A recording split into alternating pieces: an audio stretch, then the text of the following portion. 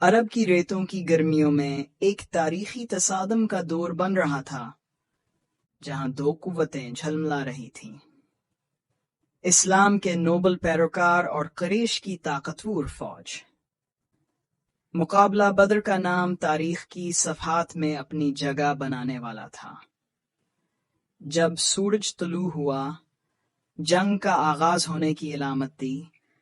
مسلمان فوج تعداد میں کم اور ہتھیاروں میں معاقبت میں ہوتے ہوئے قائم رہی، ایمان اور عزم سے بھرپور۔ حضرت محمد صلی اللہ علیہ وسلم کی قیادت میں وہ فتح کی بھوک کی بجائے اپنی پائیداریاں اور زندگی کے طریقے کی حفاظت کے لیے جذب رکھتے تھے۔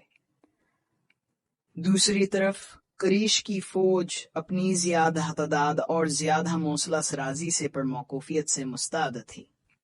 ان کے تجربہ کار کمانڈرز کی قیادت میں وہ یقین کرتے تھے کہ ان کی طاقت مسلمانوں کو کچل دیں گے اور اسلام کے اپنے بنیادوں پر اٹھنے کے روکے گی۔ تصادم تلواروں کیچ، مکاور گھوڑوں کی دھواں سازی کے ساتھ شروع ہوا۔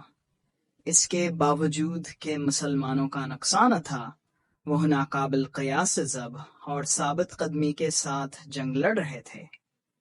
ان کا ایمان کی پناہ کی حیثیت رکھتا تھا، جوان کے حریفوں کے ضربوں کو موڑ دیتا اور ہر لمحے کے ساتھ آن کے عزم کو مضبوط کرتا تھا۔ پیچ میں دلیری کی کہانیاں ظاہر ہونے لگیں۔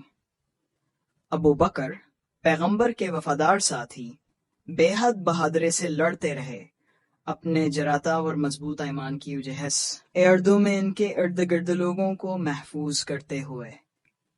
علی بن ابی طالب بہادر جوان، جنگ کی مہارت میں کوئی مقابل نہیں تھا، اپنے تلوار سے مخالفین کے صفوں کو چھوٹ رہے تھے۔ ان کی تلوار مومنوں کے لیے امید کا چراغ تھا۔ دنگزرتے گیا، جنگ کا موج آخر کر پلٹنے لگا۔ مسلمان حیرت انگیز طریقے سے مقبول ہونے لگے۔ ان کی استقامت کا اجر مل رہا تھا جب قریش کی فوج شکست کا سامنا کر رہی تھی۔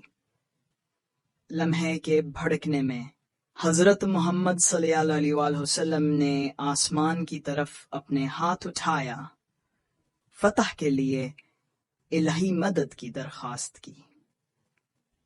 وہ لمحہ آیا جب حاضر لوگوں کی یادوں میں ہمیشہ کے لیے داغ چھوڑ گیا۔